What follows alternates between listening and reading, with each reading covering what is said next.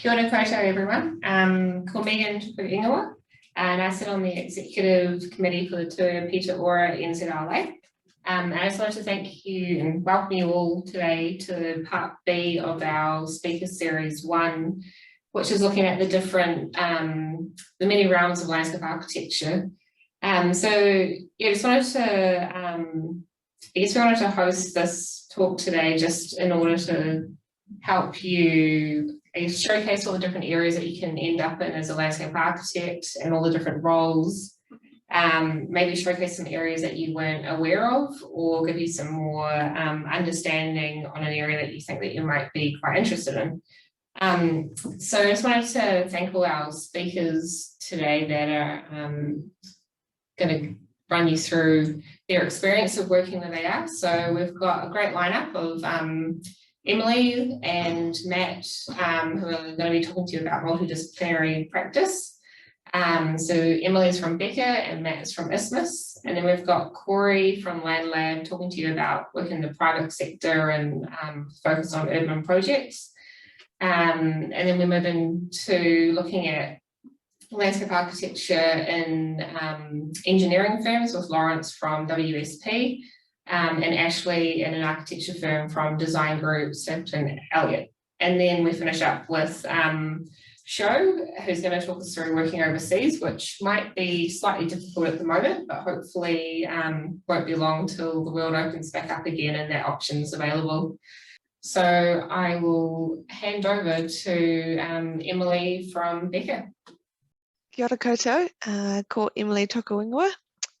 I'm Emily and I'm from Beca, and I will share some of my experiences once I get my screen working. Hopefully you can all see that.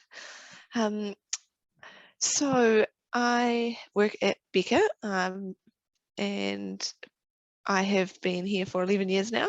I studied at Lincoln back, finished in 2010 and worked for a couple of years before getting registered.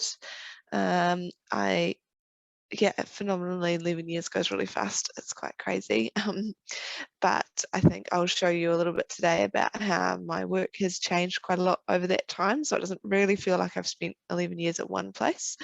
Other things that I've sort of done along the way, I've done some accreditations in crime prevention through environmental design. I've been to Amsterdam and done a summer school paper on planning a cycling city. And currently I have almost halfway through doing a master's in urban design, just sort of extending my knowledge base a little bit more. So down the bottom you can see I get involved in all of these different things, and I will show you how my career has kind of evolved a little bit. But firstly, a little bit more about Beca. Beca is a large multidisciplinary consultancy based across Australasia and Asia. We've got around 3,500 people across those offices and about almost 2,000 people in New Zealand alone.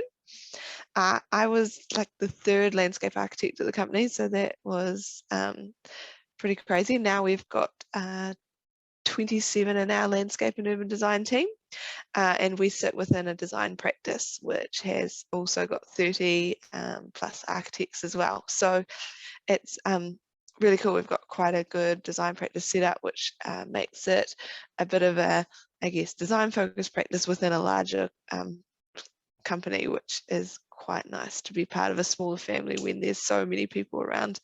My office in Christchurch has 300 people in it, and then we've got our Auckland office which has like 900, so it's a fairly large company with a lot of bodies around. So it's really cool. There's always new people to meet and people to get to know, and a whole lot of experience and knowledge that you get to gain from different disciplines as well. So I'm just going to flick through some of the projects that we get involved in. Obviously, being part of Beca, it's traditionally was very engineering focused. So some of the projects, quite a lot of the projects are based around, I guess, large scale infrastructure projects. So that might be around roads, or it might be along coastal margins like the one on the left here.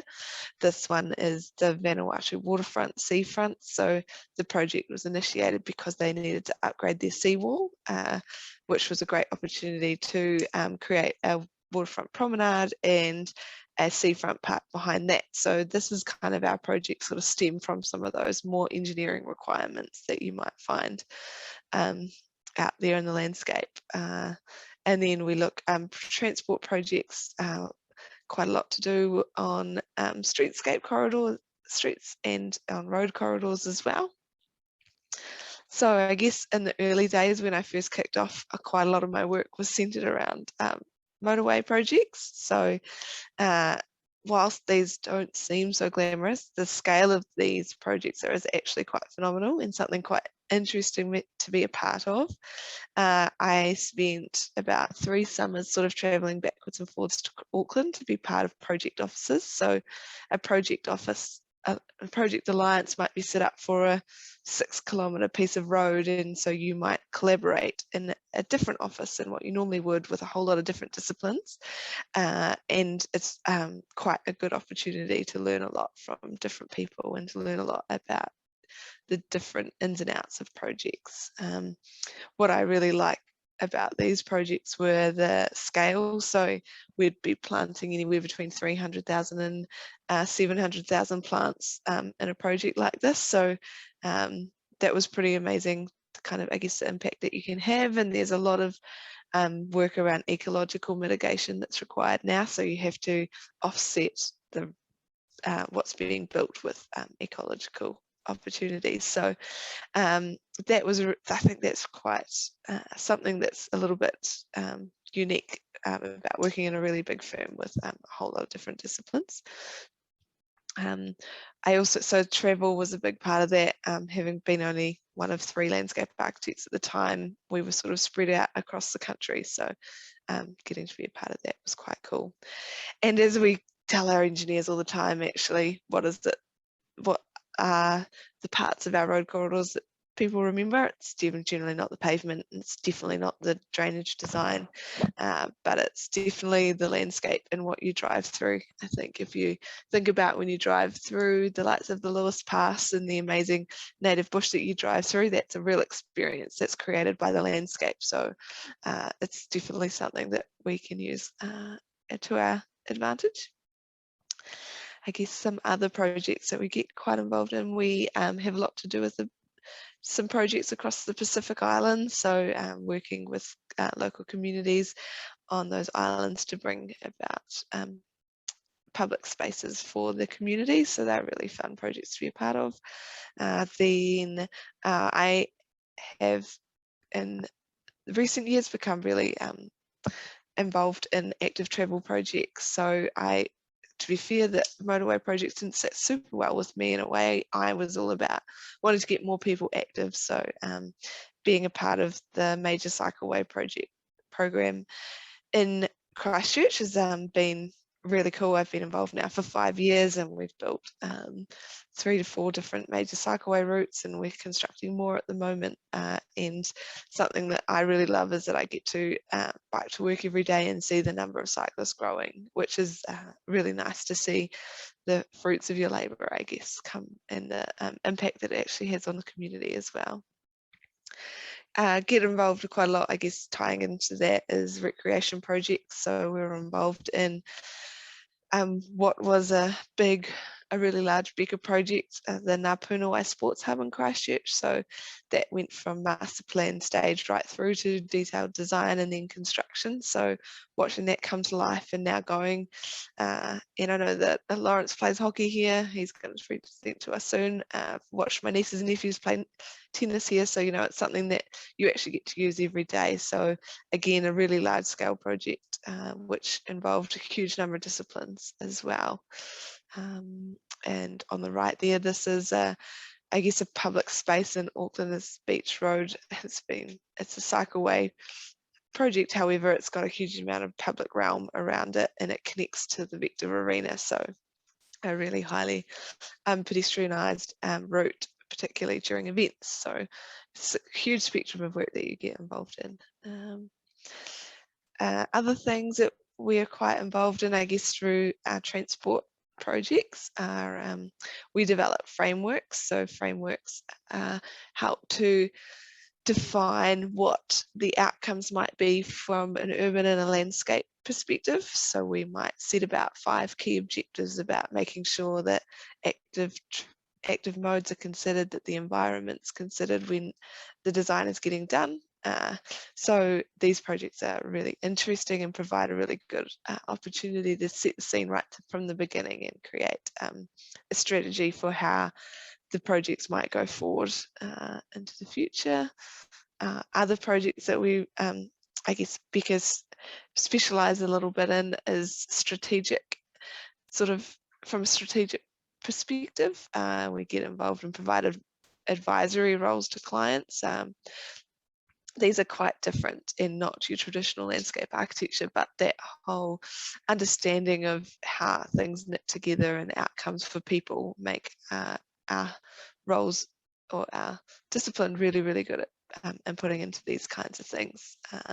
Here was, for an example, we're working on West Coast cycle trail strategy. So that's sort of working out how all of the trails can come together and provide better outcomes for the wider community on the West Coast, and to understand, I guess, what gaps there are in that model. So if anyone's been cycling on the West Coast, you'll know that they have some really, really cool cycle trails, but the infrastructure and I guess the facilities are lacking a little bit in terms of what they can provide for people that are going there for a longer weekend. That want to do more than just ride their bikes, but they want to actually have a full-on experience that is really accessible and that they can actually find out the information they need to really easily about it.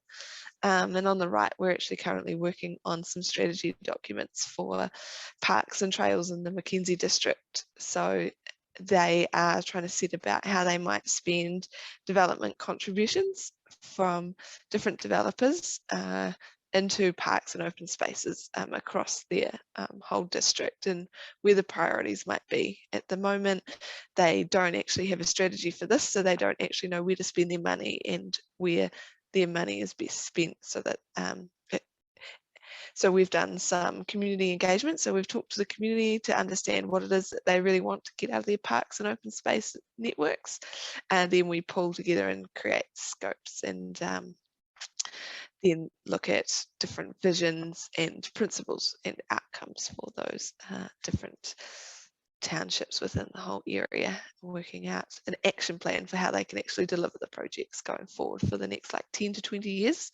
So it's a little bit it's closely related to the master planning, but just on a much bigger scale across a whole district rather than just one sort of township or park, for example.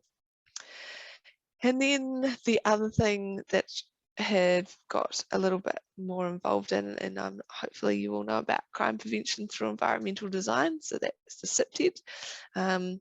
We do a lot of assessments around public projects, particularly cycleways and infrastructure projects that might be going into parks. So I had a discussion, I guess, last week about electrical cabinets of all things actually going into parks and how actually they may cause issues in terms of people hiding behind them.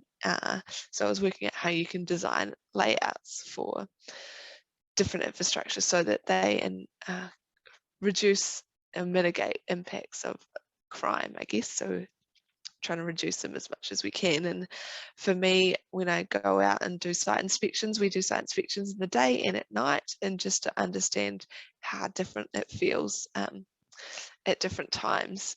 The Samp assessments so they are safety and network functionality assessment. So it's basically looking at safety and urban design and CPTED sort of aspects of cycleway projects, and we sort of pull together a report that might make recommendations to designers. So it's a bit of a peer review. So we might critique, or like a critique. So I know that in studio, you guys all critique each other's designs, as do your lecturers. So we do a little bit similar thing with these Samp Assessments. We go in and we'll assess it during the day and night and work out what differences there are. We also make sure that the urban design outcomes are there so that the projects are, you know, reaching their full potential.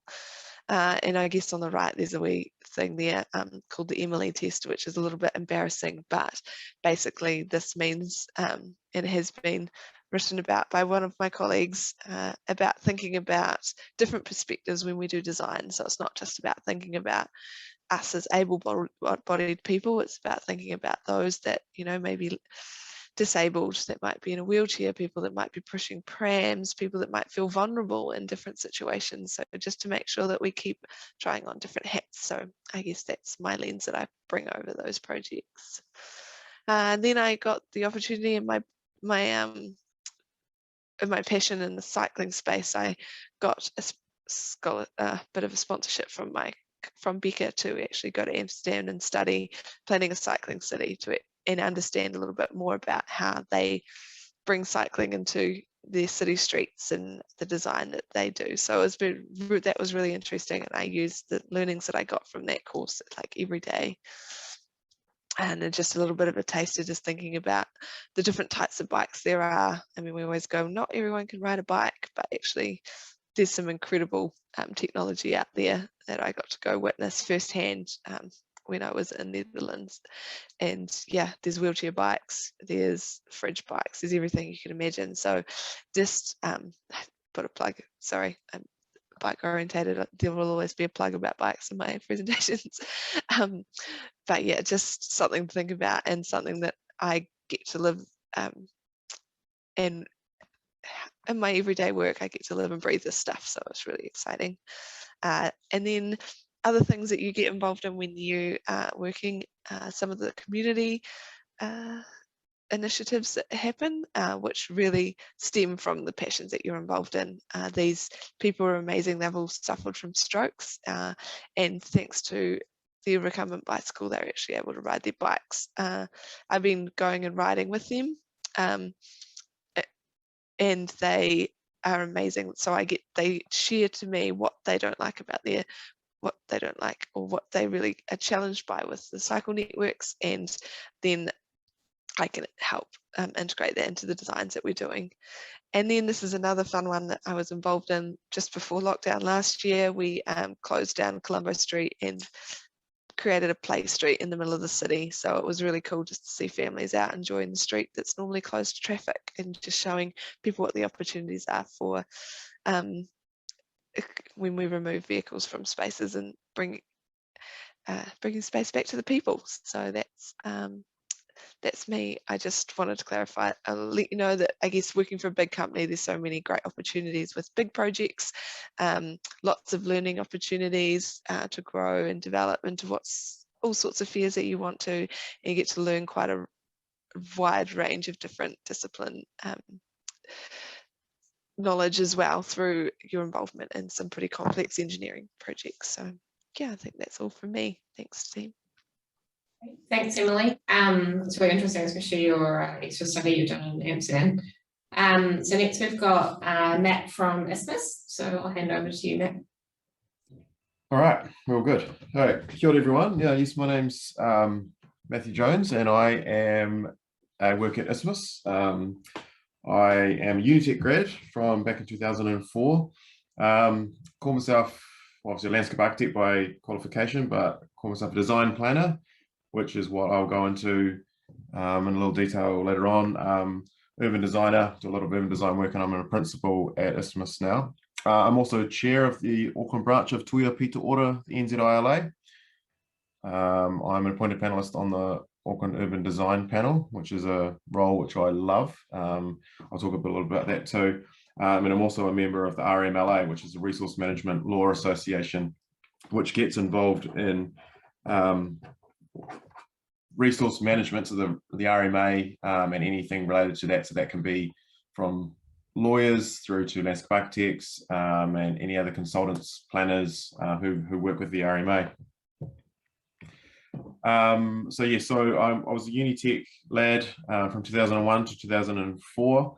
After that, I took a job with Dennis Scott at DJ Scott Associates, also based in Auckland, but I did a lot of work up in the Bay of Islands. So that was a lot of rural residential subdivision development, a lot of integrated catchment management work up there, and which is basically landscape enhancement and revegetation and protection. And a lot of that work came through either DOC or actually private developers who are looking to put a house on their land and they wanted to protect it. And then I did a lot of work actually on Waiheke Island. So I was involved with Dennis through the western landscape in Ofanaki. So a lot of the re-veg out on the western side of the island. As you come into Mātiatia, you'll recognise it through that. And it was a big part of the district plan back in the day. 2009, took off out of New Zealand, hoping to get a job overseas. Economic crisis crushed that, so I decided to travel for a year, which was pretty sweet. And then came back to NZ and took a role with Isthmus, and I've been there ever since. It's been interesting, and it's been really, really great. I love it. I've learned a lot, and I'll try and talk about what we do a little bit in this conversation. So yeah, at Isthmus, based in Tamaki, I work nationwide, and I manage the design planning team across the country, and that's a really, really great role. It's a specific role underneath the blanket of landscape architecture and urban design, but also involves master planning work, and anywhere where you're getting resource management or consenting processes involved, it gives surety to projects. So what does Isthmus do? Who are we? So basically what I've been asked to do today is talk around my work at Isthmus and how that all works together. So Isthmus is what we call a transdisciplinary design studio. So we integrate a number of different services across the country, and so those include landscape architecture, urban design, and graphic design. The company started about 30 years ago, a little over 30 years ago, just with landscape architects, and then we got involved in environmental management and planning, and in time urban design. So depends whose definition you're looking for, but you know, landscape architecture takes on a lot of what people would think is urban design. So you're actually doing urban realm design and urban realm management and that sort of thing. And then about 8 to 10 years ago, Isthmus took on architects. So we went from being purely spatial to getting far more involved with built form. We were already doing that anyway, so it made sense to employ architects internally to help strengthen that field. And then we're also involved with graphic design, which is a key component to a lot of our wayfinding and other ways that we operate. So what we've actually found is that if you take all of those headings away, we're all designers. We're all running along a similar line in terms of our process and thinking, but just some of the outcomes vary in terms of a space or a sign or a building, but they all integrate in some way, shape, or form. So that was quite a curious learning and kind of understanding how we work. So what does all those beautiful headings actually mean? So what we do is when we get a project, we look to provide the most comprehensive and robust design process as we can. And as I say, we kind of look at the project and look what it requires, and we apply the best skills of the staff or the specialist across all disciplines. So a landscape project will likely come in through one of our landscape architects, but then we bring in other people to understand and strengthen a specific design or a specific part of a process, and again, to try and get to that most comprehensive outcome. It's around the design thinking and ensuring that that's at its most strong. Examples of that is around collaboration. So with community consultation or stakeholder engagement, bringing in the right specialists there. We've got graphic designers working in our urbanism space because they understand spatially and understand how cities are working, and that sort of line of things. So what do I do? So I specialize in design planning, And as I kind of already alluded to, that's the integration of design processes with planning processes. So I'm not a planner, and I'm not pretending to be a planner. What I am is I'm able to understand how the different planning processes work and give surety to consent. Give a little bit more surety to a consent process. So bringing planning into design and design into planning. So understanding, the key moves that you should eliminate early on in a process and ones that you can challenge through the RME process. And I've done that on different landscape design projects, master plans from urban realm, cityscape, city centre sort of work, right through to subdivisions, rural residential subdivisions. Done a lot of landscape management and then the urban design work. So I kind of work across a number of different areas. Integrate the different design and planning processes, understanding how the RMA works and its relevance to our profession. We're actually in a really interesting part here because, by part I mean we're actually in a period of time because the RMA is undergoing a reform, and it's a hugely important piece of legislation to our profession.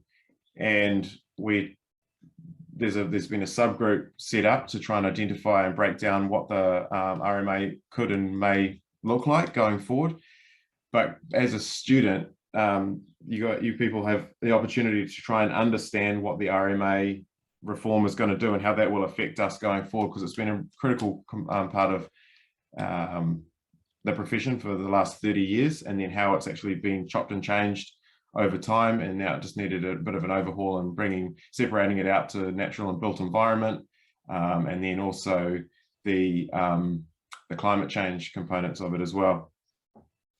And so, as I was saying before, the work that we do in integrating design and planning processes gives a little bit more of a direct consenting pathway and understanding where the issues may or may not arise, and understanding the different skills and how they're complementary, as I was implying before. Because we're all designers, we understand process and how we can work together to provide a better building outcome when you're understanding how the built environment, the landscape environment works, and how the landscape can be informed by architecture and vice versa. What do I enjoy about working in this field? Bringing projects together is massive. Working with other disciplines and not being put in a box. We're certainly not working in silos. You bring your different specialization to each project.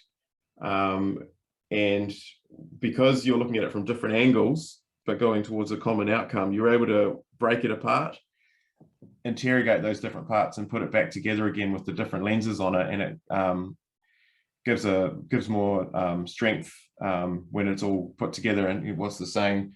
Some of the whole is greater than the sum of the parts, or whatever it is. You know what I mean? Like there's definitely a strengthening, and by able to understand each piece when you put it back together.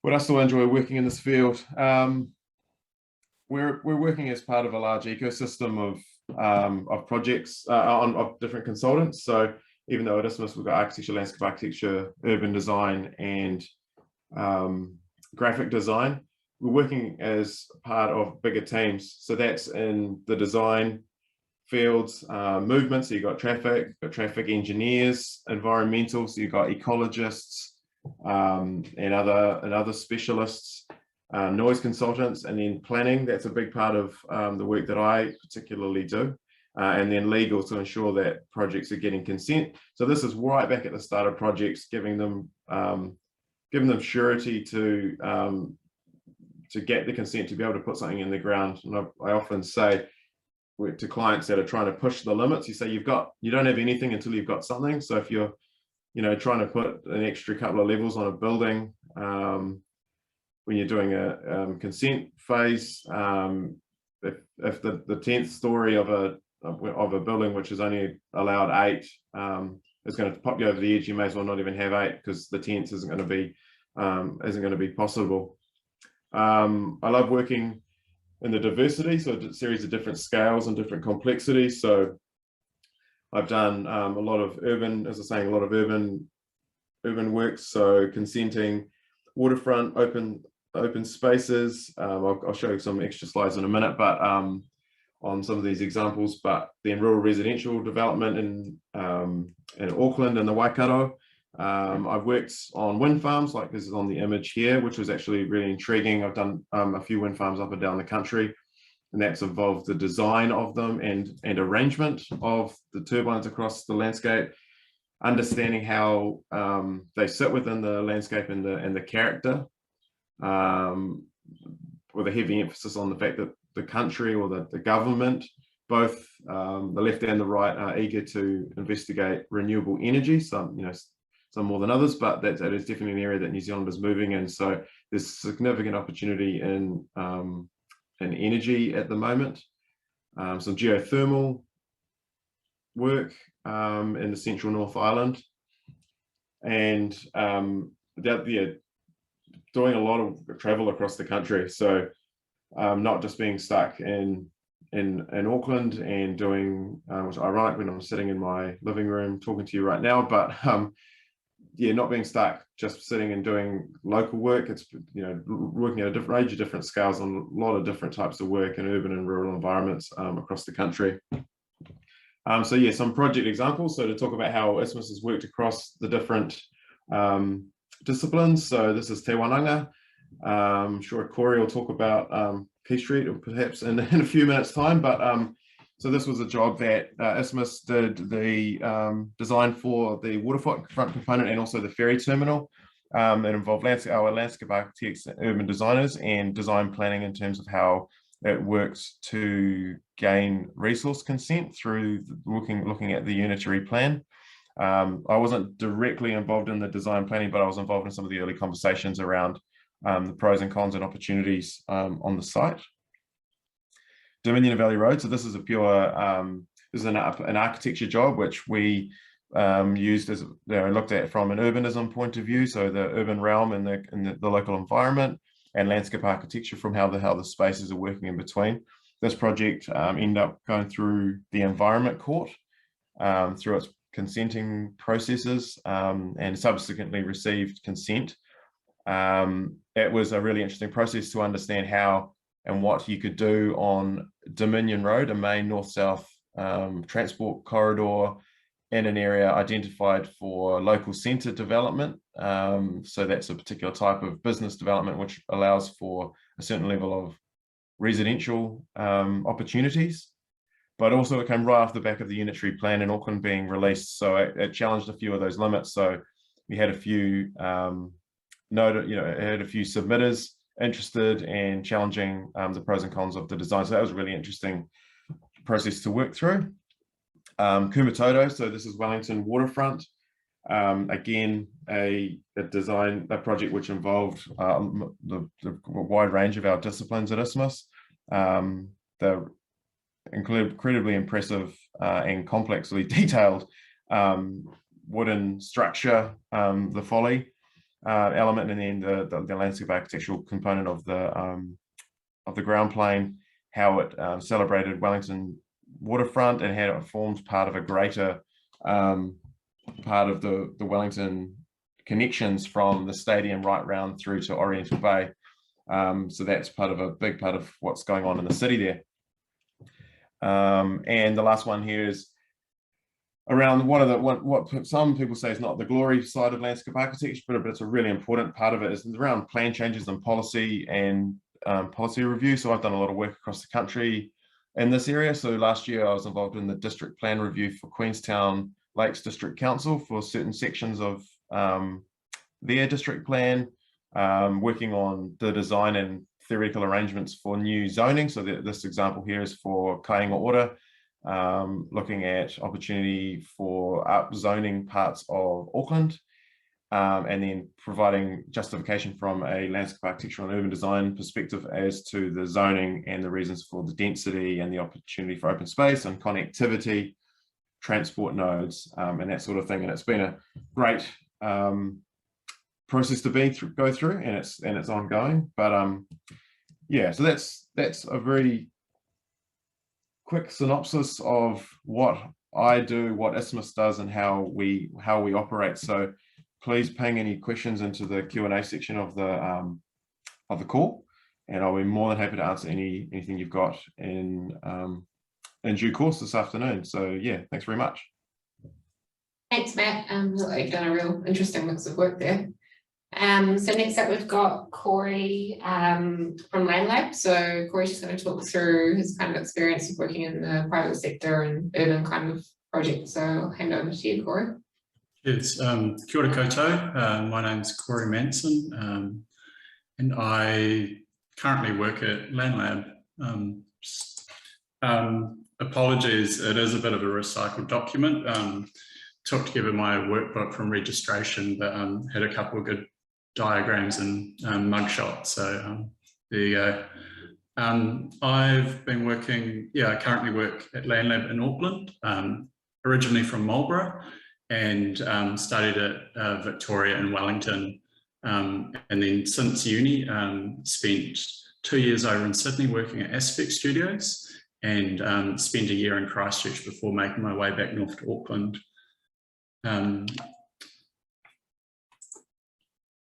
This is the Landlab team.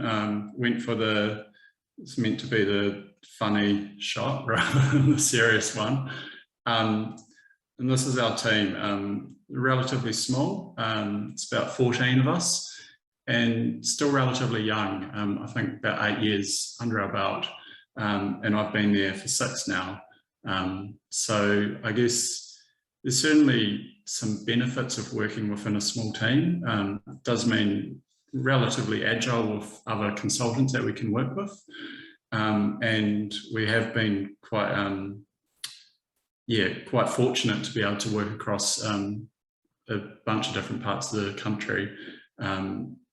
Particularly for me, one of the first projects I worked on was in Gisborne, and then the bulk of what I've been working on the last couple of years has been based in Queenstown. So it's really great I think what I really enjoy about working in different parts of the country is, and this is something I was really interested at uni as well, is you start to unpick what kind of makes a region tick and what's unique about a place that you obviously can't just take an Auckland design and apply it to Queenstown or Gisborne. You need to start to unpick it and work out what are the components of the design, what about the planting, what about the furniture, and materiality can you do to really make it feel like it fits within its context. So I think it's one of the challenges I've really enjoyed.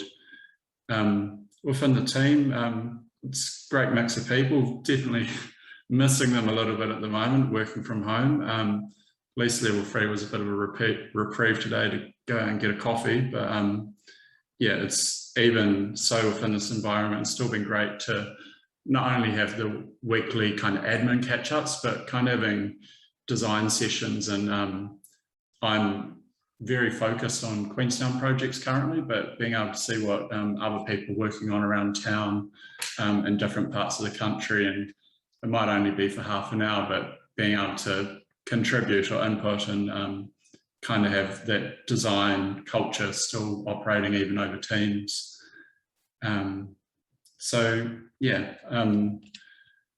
this is a bit of a summary of the projects that I have been involved in. Starting from the right, this is Sydney, so this is where I worked for 2 years straight out of uni. It was in the recession 2012-ish. So I applied for everywhere in New Zealand, didn't even get emails back, so that was a bit heartbreaking. But as soon as I applied in Australia, I was getting interviews left, right and centre. So really fortunate to work for Aspect 2 years over there. And it did kind of set the scene for even the types of projects I'm still working on now.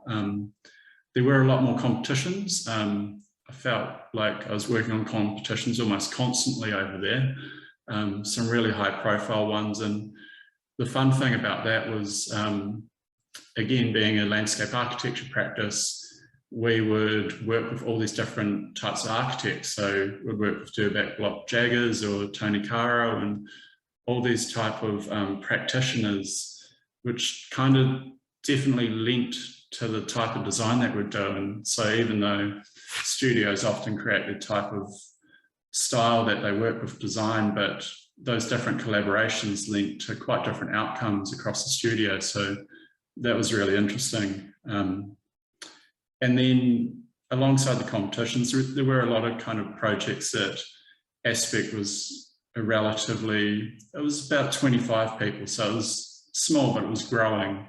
And I worked on a couple of bigger ones as well, a few transportation ones, including a bid for the Sydney Light Rail, which we successfully won and has recently been completed through George Street. So it's kind of hard to see projects that you worked on a lot to be built and that you're not still there, but I think that's the nature of the profession. There's always going to be projects that have a lifespan beyond you. So yeah.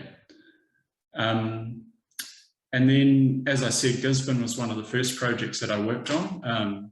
I spent probably about 3 years solid working on the design of that, and that, along with an Auckland one, Karangahape Road, K Road, they kind of came about just as I started at Landlab, and they were at a time when I was kind of junior to intermediate, but they're both projects that I picked up at a concept phase and then took through to construction or delivery in different parts.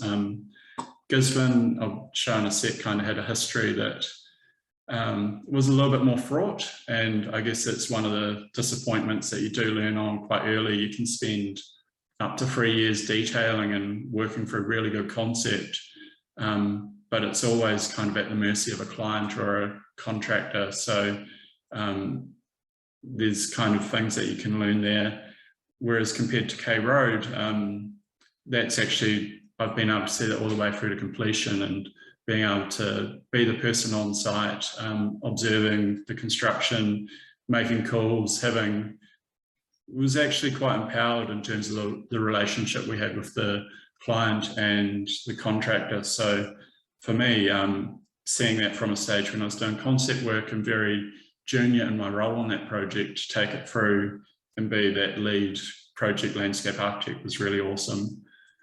And then more recently, Queenstown, that's been going on since 2017. And actually through that project, I've had the chance to work alongside Megan from Boffa, currently working in an alliance setup with some of Emily's input, but definitely Lawrence.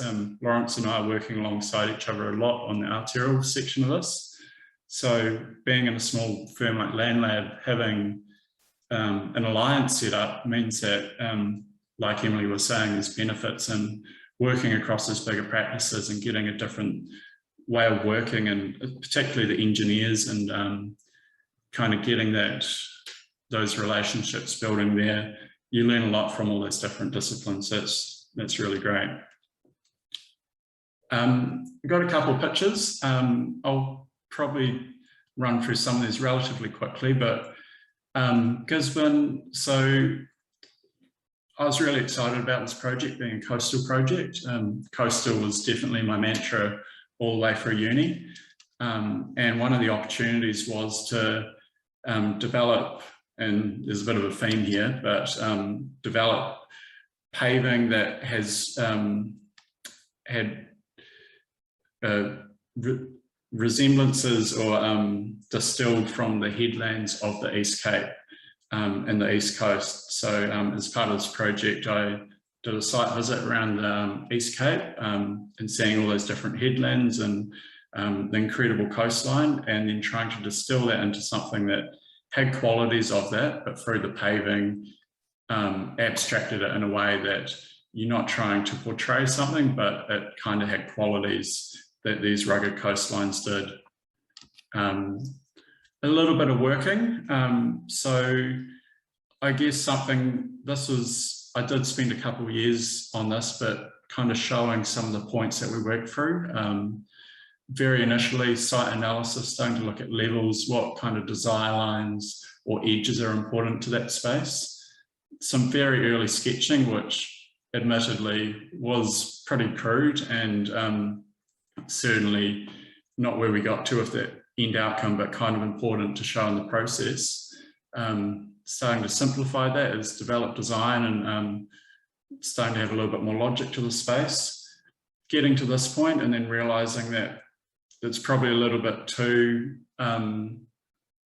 formal.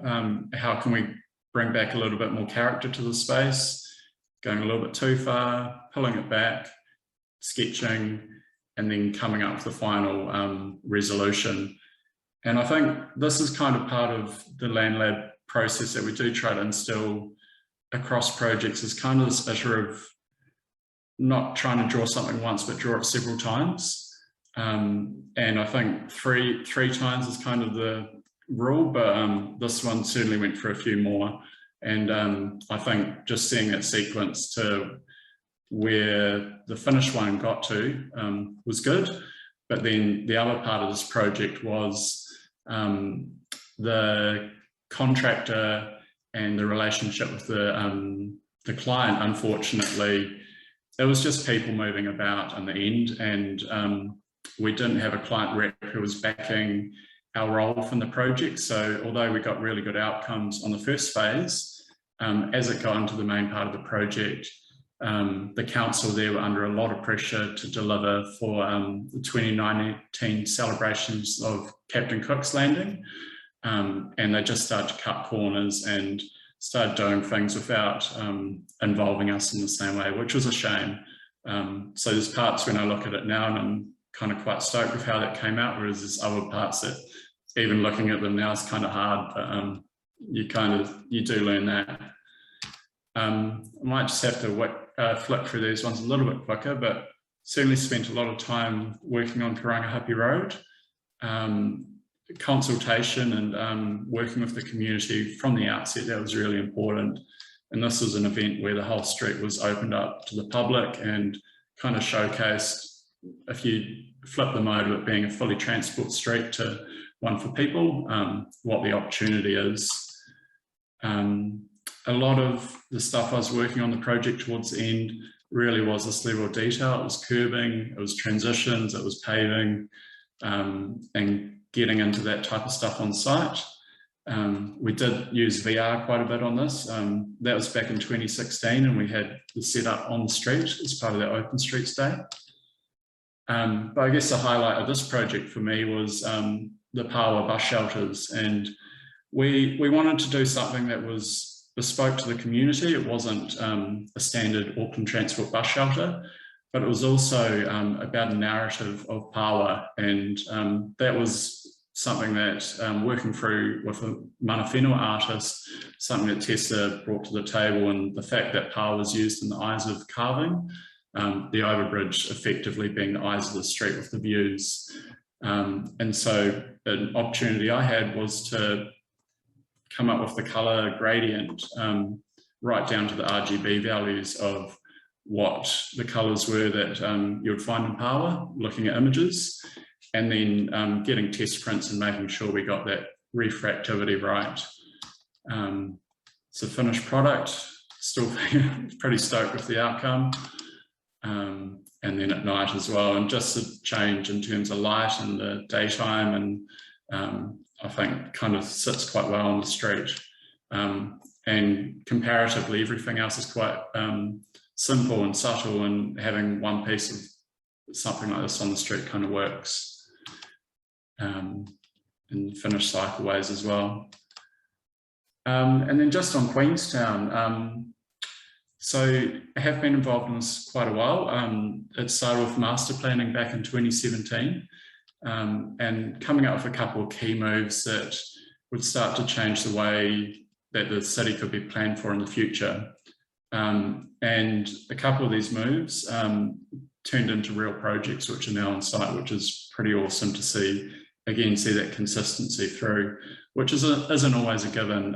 Often you can work on a scheme or a master plan, and then other consultants might end up working on it. So to have a couple of projects to see the full life of it like this has been pretty fortunate.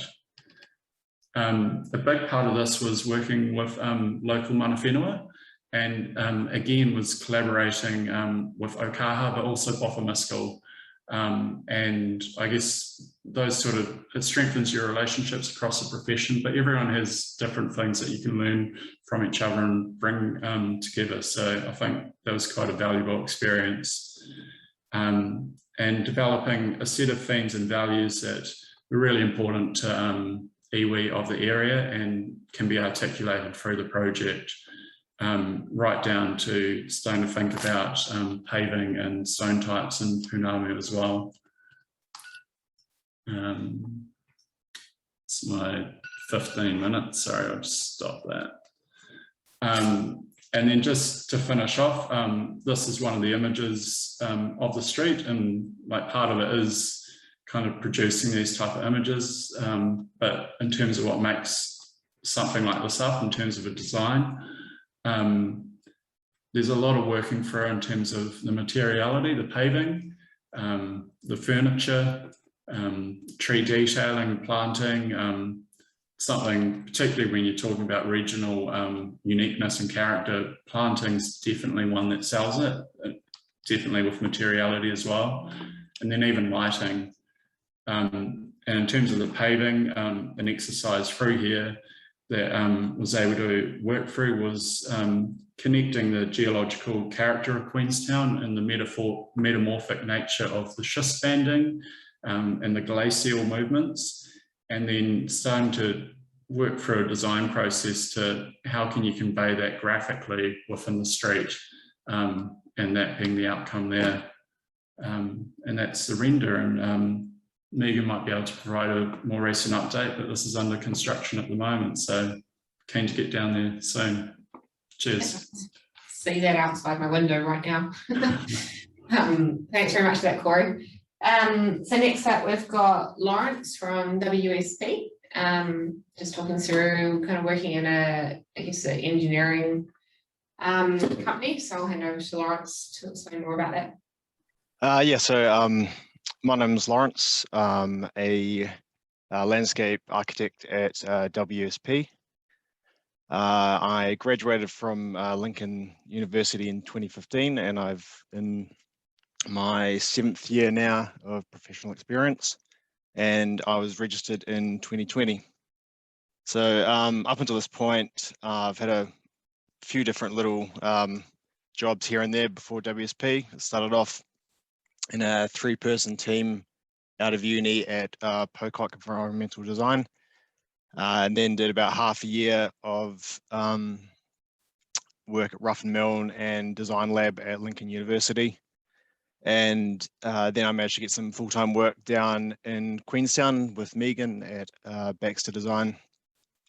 And that's sort of, for those early sort of jobs, or especially Baxter Design, there was a lot more sort of residential design and detailing and development sort of work, which really kind of developed my likeness for sort of that sort of nitty-gritty sort of detailing level.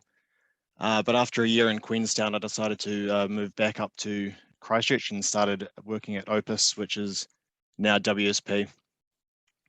And there's just a few little shots of some stuff I did at my previous jobs and also WSP. So who are WSP? As I said, they're formerly Opus, now WSP. We were bought out by a Canadian consultancy a year or so ago. So now we're a part of a global consultancy of over 50,000 specialists. The Christchurch office, which I'm in, is around 300 employees, and we have a wide range of disciplines within the office. It's really good being able to have that. You can easily just utilize all those different disciplines. So we have transport, water, buildings, environment, energy, and research, and that includes everything from landscape architecture, architects, planners, ecologists, archaeologists, stormwater engineers, structural engineers, and the list just goes on and on. There's a massive amount of different disciplines that we have within our team. It's great being able to just work with them. So my team is about 7 people here in Christchurch, and then 1 remotely based in Nelson. We've also got landscape architecture teams in Auckland, Hamilton, and Napier. So that's my team there. I've got Dave McKenzie, Wayne Rimmer, Jeremy Head, Andrew King, Matt Tidball, Meg Back, myself, and Noelia. So the sort of work that our landscape architecture team does here, we do landscape and visual assessment and planning. We do quite a bit of sort of education work, preschools, primary and secondary schools. A lot of that is with our architecture team here that we do. We've got quite a large team. We do quite a lot of work with them, especially on the schools. We also do a lot of work on sort of wetlands, waterways, and coastal work. And with a lot of that, we'll be working with the various engineers, planners, and ecologists within our building. We do a lot of sort of multimodal transport, cycleways, highways, streetscapes, and rails. So as Emily touched on with the cycleways, WSP is also works on that, and there's sort of two teams. There's the one that Emily's in, and then there's also another one where WSP worked with Oricon and do the same sort of work across Christchurch. Highways, we do, for me, I've done over the past 3.5 years, done a lot of work on highways, which I'll touch on later with Nectar and their post-earthquake work. Streetscapes, do some of that. At the moment I'm working, as Cory mentioned, with him on the arterials project in Queenstown. And rail, we've got a team in the CRL team. Yeah, so we do that, as I said, the post-catastrophe recovery. We've done a little bit of that, both in Christchurch and around Kaikoura following the earthquakes, parks and recreation, and consultation and engagement. So there's a few different projects. There's Cycleways top left. There's an Arana Park gorilla enclosure that one of my colleagues worked on. There's a Margaret Mahi playground and Avon River Precinct, and an example of one of the highway jobs that we've worked on down the bottom. So my time at WSP, so I joined in 2017, and I've had worked in some various areas of landscape architecture while being here, working at various scales and levels of design. Through that time, I've done a lot of sort of collaborative work with all the other disciplines, especially the structural engineers and architects. And although I've been at WSP for about 5 years now, about 3.5 years of that time, I was seconded to the Nectar Alliance, and now after coming out of the Nectar Alliance, now I've joined another alliance with Cory, which luckily is just downstairs in our office, so not too far away this time. And also while at WSP, I was able to get support with the experience I've had to achieve my professional registration. So just going to go through some of the projects which I've worked on while at WSP. So when I first started, I was involved in the major cycleways, particularly two routes, Rapanui to Shag Rock and the Heathcote Express. And with this, working in the multidisciplinary company, I do a lot of work with the traffic and civil engineers. And my main sort of role was developing the sort of the landscape, rest areas, furniture, planting sort of schemes for around those two routes, which I worked on. And that's a couple of photos of the two areas which I worked on there. One of the first jobs I did here as well was the Willow's Regional Park. So this was a bit sort of a larger scale sort of park along the Waimak River. And for this project, I worked with ECAN and the Waimak DC. So the work was generally broad scale, sort of master planning, figuring out all the different uses of the area, the mountain biking, horse riding, whatever's in that list there, and sort of just figuring out how all these different uses would come together. So did a lot of consultation with those different groups to figure out sort of how all those uses were going to work together. Then developed the broad sort of master plan, and then worked down to the more sort of site-based design at each of the sort of nodes through that site.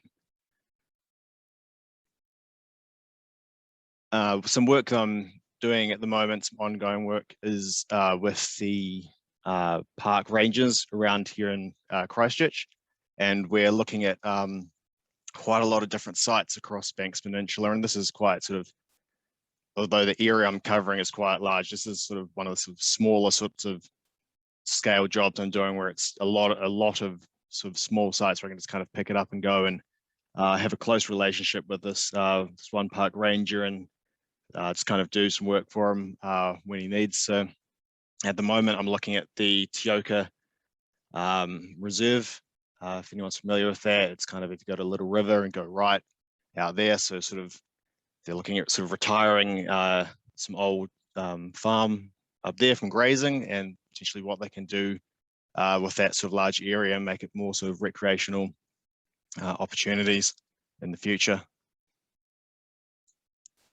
Again, another sort of small scale sort of project, some sort of things I do is kindergartens. For example, I did this one just recently, Kids First in Rolleston, and that's going down that much sort of smaller sort of detail design. And this project was only about a sort of month long, so quite a small one, but was able to just do work closely with the kindergarten and come up with a wee concept for them.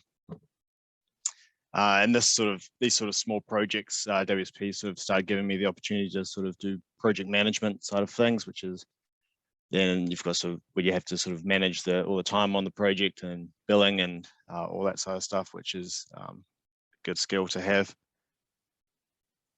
I've doing some work with the Dunedin City Council on looking at a long-term vision for what they want to do with their beach area and coast between St Kilda and St Clair. So helping them sort of both visualize and potentially design sort of what these sort of different areas along there will could potentially look like, and help them work with the community to develop the ideas with them. So as I said before, the biggest thing I've done while here on WSP is being on the Nectar Alliance. So that was sort of large scale emergency recovery and improvement works following the earthquake. So what an alliance is I'm still employed by WSP, but I get seconded to the alliance and work with a whole bunch of other consultancies. So on Nectar, the main partners were WSP, I think Oricon and Tonkin and Taylor, but then there were all some other smaller companies and other people mixed in amongst that. So the idea is you come along, take off your home org hat, and you become part of this alliance, and you'll work for a common goal collaboratively together. I've really enjoyed that. It's quite sort of a fast-paced sort of design process, and because you're all in one room working on the one project, you just tap each other on the shoulder, work at each other's desks, and just figure out how you're going to make the design work. Yeah, so on this project, I worked through about a 40-kilometre site, developing the sort of the improvements, sort of try and improve the experience and sort of what people can do and see along that sort of Kaikoura coast. And as part of that, did a lot of sort of cultural artwork, broad scale planting. Yeah. So as part of that, the Nectar project, for about a year and a half of that, I did a lot of work with the local runanga up there. We initially sort of sat them down and had a hui to sort of figure out what's important to them, and sort of we had all these opportunities to sort of to include their values in the coastline through the rebuild and sort of figure out how we were going to do that. So one of the members, Morris from the local runanga, he came in and he told us all of the stories which are important to them. And sort of the main sort of one for them was sort of their take on their creation story with Ranganui, Papatuanuku, and all the children. So after sort of figuring out the sort of overall sort of stories and opportunities and where bits and pieces could go along the coast, we engaged some cultural artists, Riki Creative, and we worked through them over a few months, just developing up the artwork side of things, and sort of taking the stories which Morris had told and working with them to sort of develop the graphic work and the bits and pieces which end up going on walls and ground treatments and furniture and the like. We also worked with a couple of master carvers, one down the bottom there, Ricky Manuel, And as part of the project, we created about 4 large po and around 10 smaller tiku markers. So as part of that whole process, working with all the structural engineers and other engineers in Nectar, we actually had to not only come up with this artwork and everything for the cultural package, but then also make it work. So that's something that I really enjoyed, was actually figuring out how that also was going to get built, how you translate the artwork onto a surface. So I sort of did a lot of work for the structural engineers and the different fabricators on that. And the sort of the last year and a half of the project, at the same time I was working on the cultural art package, I had the construction phase services role. So I was based each week for a year and a half. I would be going up to Kaikoura for a few days.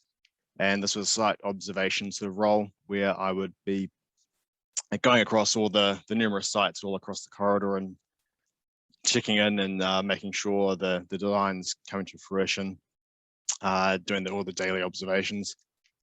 So that was a huge learning curve, and you definitely learn a lot from doing that sort of things. And I encourage, if anyone gets the opportunity to do CPS or any sort of observational role, give it a go, because you not only do you get to get out of the office and spend a lot of time on site, you learn a huge amount. So I found it also like quite challenging as well, being quite green to that sort of role, going on site, and so trying to have to sort of learn how to work with contractors. Definitely had a few tricky moments at the start. It was quite difficult to get through that, but towards the end, sort of managed to build that relationship with them, and it was quite a cool thing to be able to see it all come together. So yeah, that's I think that's my last slide. Cheers. Great, thanks, Lawrence. That's really interesting stuff that you've been working on. So next up we've got Ashleigh from Design Group Stapleton Elliott, who are architecture firms. So I'll hand over to you, Ashleigh. Ngā mihi nui kia koutou, huria hau no te tairāwhiti, inoa ana hau ki Vanuatu, ko Ashleigh Takuinga. My name's Ashleigh Hunter, and I'm a registered landscape architect and an associate here at Design Group Stapleton Elliott. I am quite new out of uni, so I finished and graduated early 2016 and came straight into the field with Design Group Stapleton Elliott. I'm also at the moment our secretary for Tuia Pitaora on the Vanuatu, Hawke's Bay and Taranaki branch. I'm also involved with Ngā Aho, which is a design network, or a Māori design network, and that's across artists, Māori artists, architects, landscape architects, and all of those sort of that are within that design realm. I'm also part of Te Tau Ānuku, which is Māori landscape architects. Yeah, so that's a little bit about me. I'm based in Palmerston North, but originally from Bay of Plenty. And a bit about Design Group Stapleton Elliott. So we are an architectural practice. We've got firms across Wellington, Napier, Tauranga, Palmerston North and Auckland. We're still quite a small team where we've got about 108 to 110 people at the moment, which has had a large amount of growth. When I started with DGSC, we only had about 30 people. So yeah, the company's growing quite extensively. And also when I started, we didn't have a landscape division. So essentially I came into the firm as our first landscape architect, but also in saying that, when I did start my role here, I did start as an architectural technician until I sort of gained a little bit more experience, and then was able to take on the role of that sort of primary landscape architect design role. And so since then, over the years, I've sort of built up the landscape discipline within the firm, and we've now got 3 people. And I guess that sort of has been a little bit reflective over some of these other companies. And I guess as we move forward, I see that growing a lot and expanding a lot within the company, which is really good, because we really do like to work very collaboratively, and our opinions are always valued extensively across the architecture discipline within our team, and we're a really good bunch where we do support and help each other with that growth. Yeah, and so what Design Group Stapleton Elliott sort of covers is we cover more nationally across New Zealand, so from the bottom of the South Island all the way up to the top of the North Island. We do have a few international projects, but not many.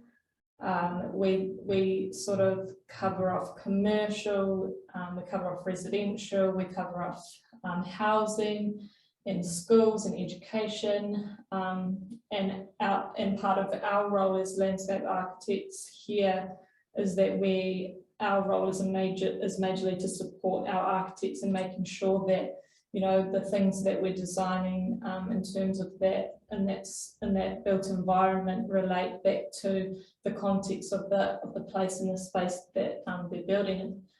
And so some of the things that I work on range all across the country as well. So like some of these other guys, I do a lot of travel. I work with all of our offices as well as different regions, and then again we're bringing in, because we do only have a very small landscape sort of discipline within the firm, I do work a lot as well with other landscape architects and other practices, so that we can, you know, have that bigger resource where we need it, and that support. So that's really good, and being able to work collaboratively with engineers, with structural engineers as well, and then in-house again with those architects and sitting. So all of our office spaces are quite open plan, so I even get to have, you know, my 2 cents in what the form of the architecture is doing, and is it responding to the landscape, is it responding to the context, is it responding to the brief, is it responding to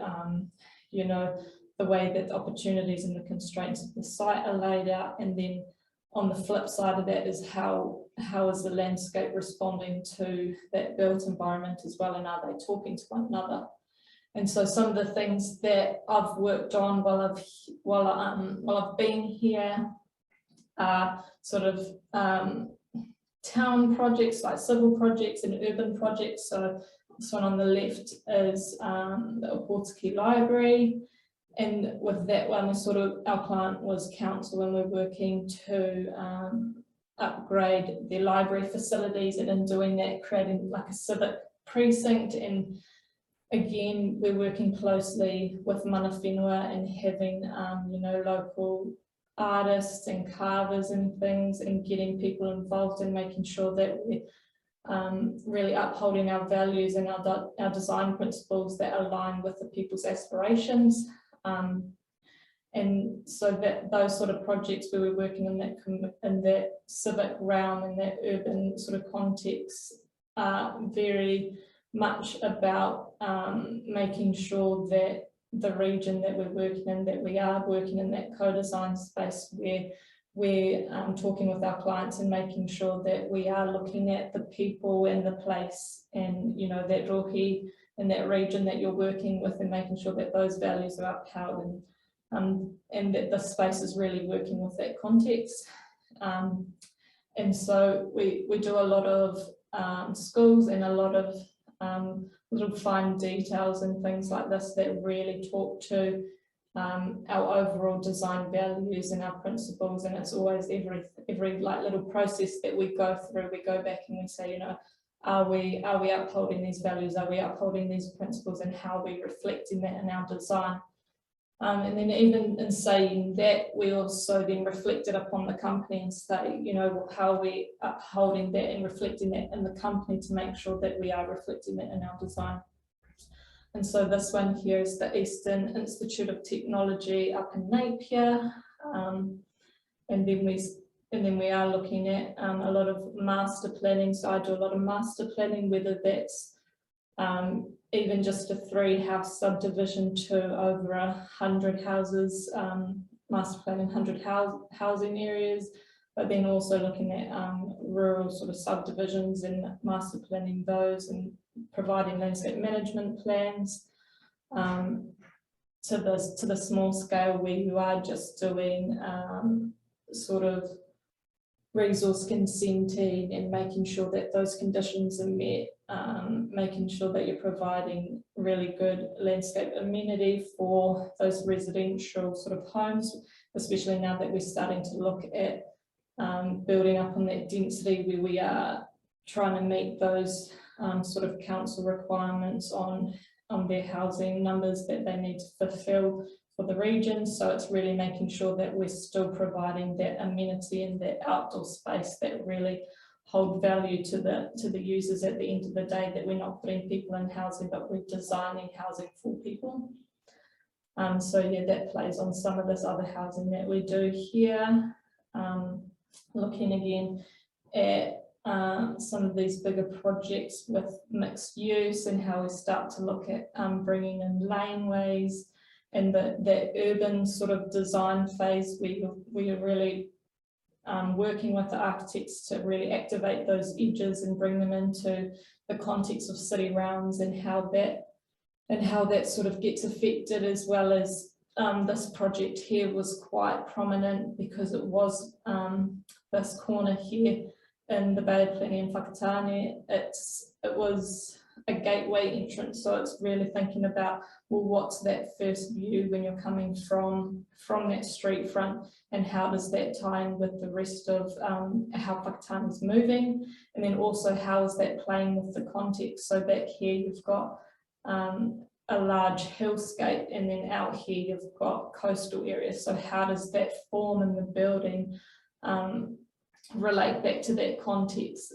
But also within this project, we're looking at how does that urban street front work and bringing in people into the site. So we've created sort of that laneway sort of aspect through here and really maximizing the potential of the site, but bringing people out of that sort of CBD region and bringing them out into that sort of knuckle point where they can start looking at their long-term sort of master planning and how the city sort of starts moving in those next phases of planning. And then this one down here is Te Tākere and Levin.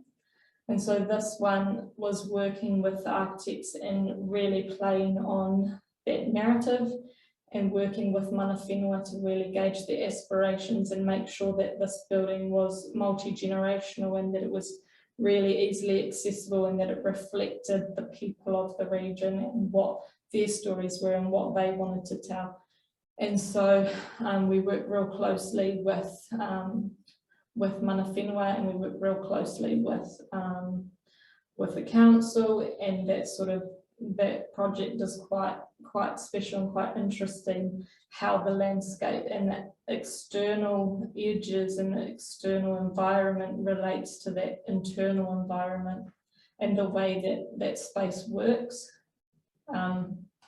And some of the things that I enjoy, you know, is going backwards and taking away from those pretty pictures and the stuff that you do beforehand and working with the site and mapping out, you know, the spatial analysis of the site and how all of these stories and all of these connections sort of work and how they can sort of start forming that journey that you take within the site and how it gives modi to a site. So not providing an overlay, but you're really bringing life to the project and how that starts to look and then, you know, that's when you start moving into that essence and that space of developing those plans up, like what Cory was sort of talking about before, how you work through those stages. We also do the same similar thing where we start with, you know, spatial analysis, and then we start moving through the site and how those master planning things sort of start working and really working with each other. And then it's even down to like little iterations like this, and how people in that smaller scale might start working, and then you come back out again into these larger scales, and how, you know, bigger regions start feeding into one sort of ecosystem. And it's really interesting. I find it real interesting going from these bigger, large scale contexts to just these smaller scale contexts, and how those sort of start interacting with each other. Yeah, it's really interesting here at DGSE because I get to work on so many different projects at various scales, where they do range from regional scale right down to really small scale, and even smaller scale where it might just be, you know, streetscape in front of a building. And it's real interesting to try and really push the site and make those, every sort of project really work hard.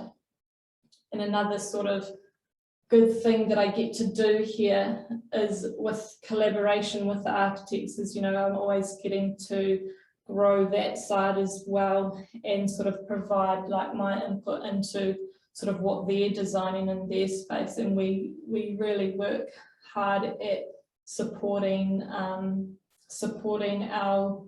employees where they see themselves and how they where they've got strengths. We really try and support that and encourage that. And so some of the things that I get to work on is, you know, even like the stories that are told in these precast panels, is designing those with mana whenua and with the students, and being able to create spaces that reflects, you know, these schools, and playing on that environment where you're bringing the outside in and you're reflecting the inside out, and really closing off that sort of threshold area where it's just blending into one. And yeah, and it's definitely a holistic approach that we take. We get faced with so many issues on each project, and it's, you know, it's how you work through those collaboratively. It's better to work as a team than an individual, and, you know, every action that you take always has a reaction.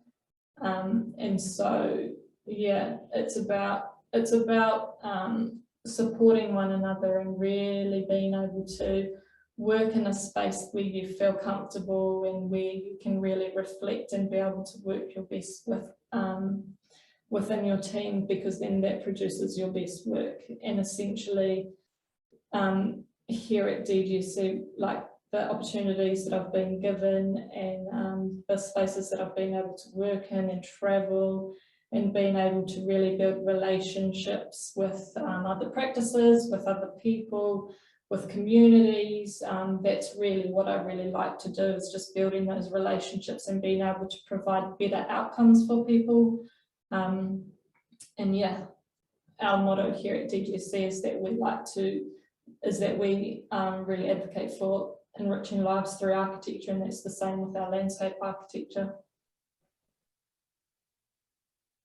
Thanks for that, Ashleigh. That was really interesting. So we've got our last speaker now, Show from Boffa Miskell, who's going to chat to you about his experience of working overseas.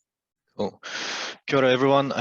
Thank you for this opportunity. So my name is Show Kasuya. I'm going to present to you about working overseas, or working abroad, and my experiences over in London, UK.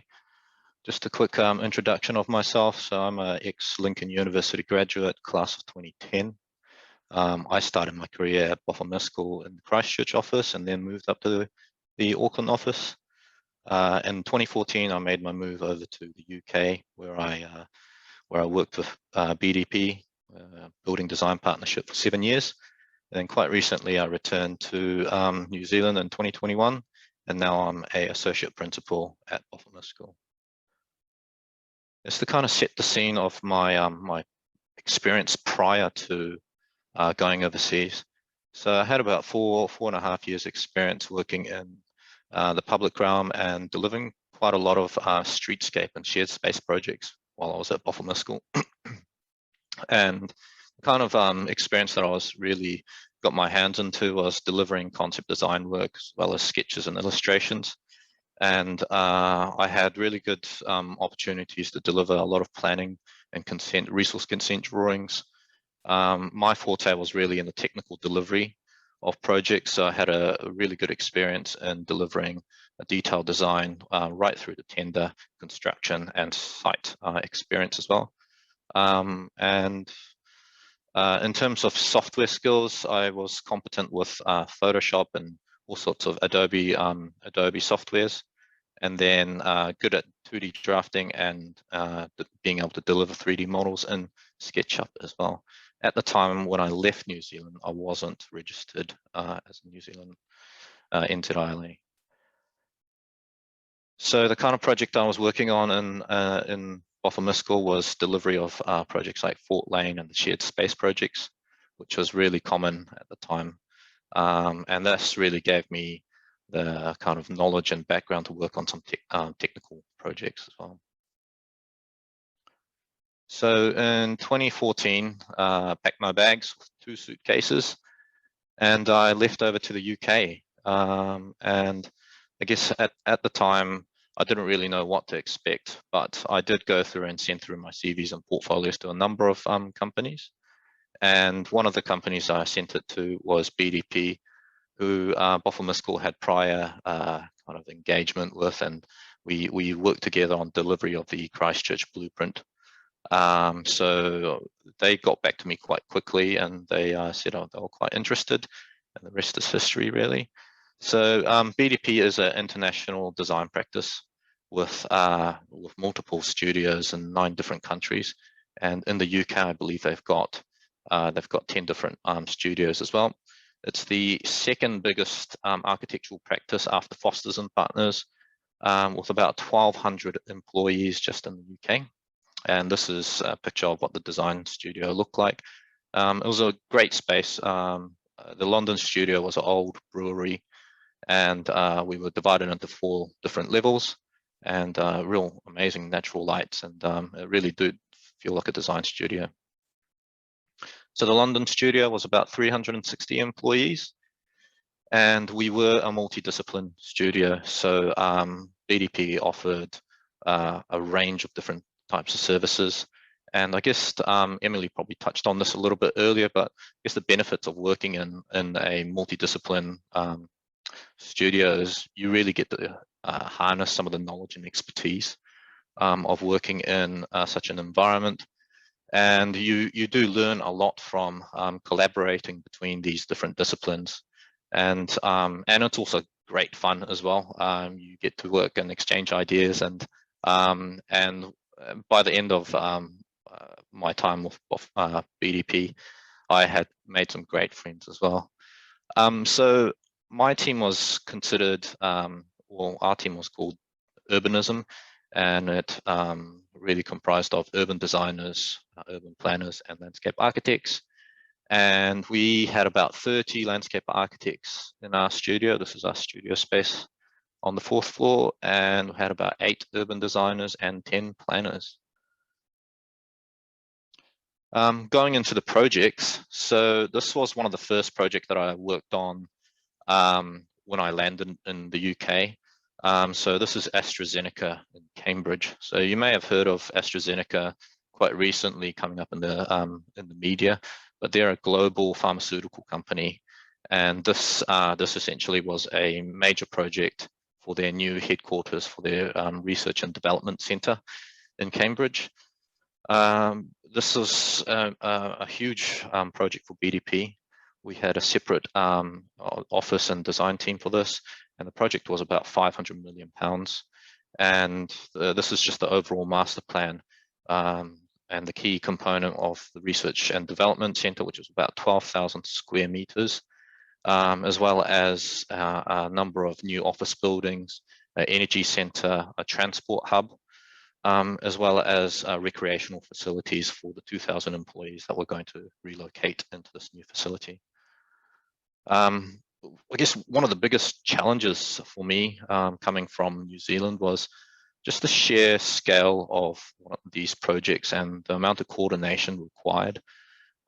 This is something very new to me in terms of large-scale projects, and it definitely amplified the fact that we also had to design and deliver our projects in BIM. So the landscape team at the time didn't really have too much knowledge in delivering in Revit. So this was really a clear task for us, but we managed quite well, and we learned quite quickly from some of the architects and structural engineers that were collaborating on this project. So it was a great opportunity to learn from it. And I guess the benefits of also working in such a big project is the budget for the landscape is quite grand as well. So some of the proposals that we put forward were these enormous trees in the courtyard, which were probably about 35 meters in height and about 120 years old. So yeah, it's the benefit of just working in these huge collaborative projects is that you can really push the boundaries for landscape design as well.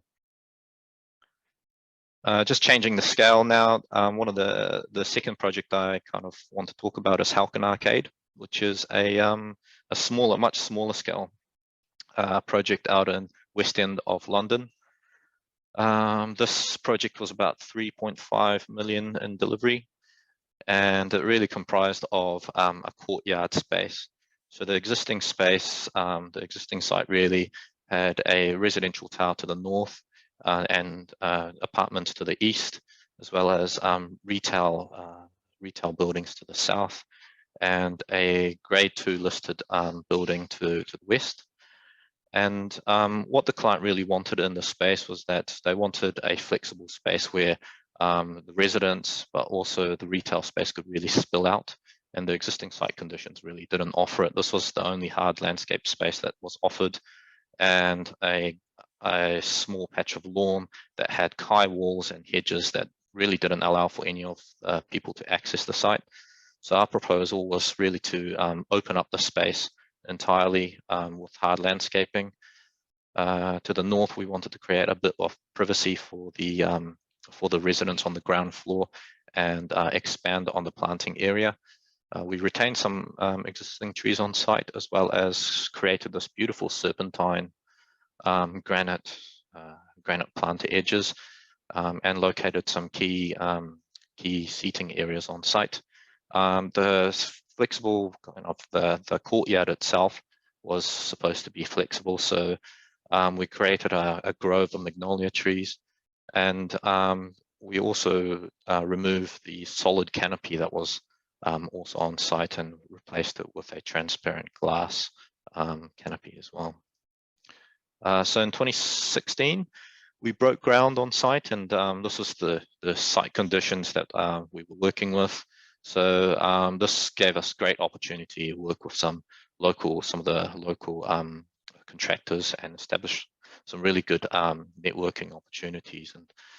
And so one of the key considerations to take on board was that this was on top of a existing car park building.